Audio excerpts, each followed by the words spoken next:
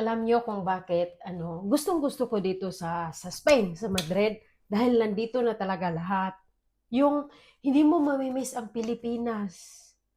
Well, ma-miss mo yung family mo, pero yung pagdating sa pagkain, na totally kasi halos nandito nandito din lahat like ito, saging.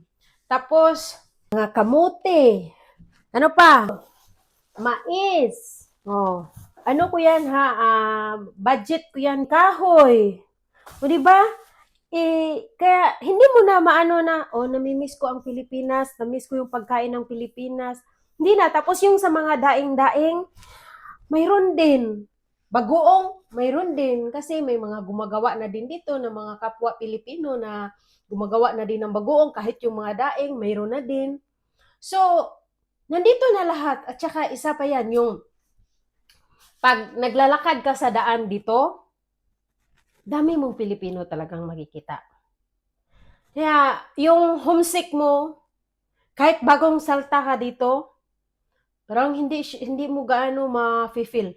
Unlike sa ibang lugar, no? Like, okay, sa Middle East siguro, sa Asian, yes. Sa Hong Kong dati, na-feel ko talaga yung homesick.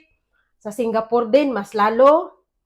Pero dito, hindi ko yan na ano ha, kasi iwan. Ang daming ano ba, tapos yung bang, or naano din kasi pag weekend kasi, labas, walang work. Kaya, marami kang malubilo na kapwa natin Pilipino. Tapos pag public holiday, wala ding work.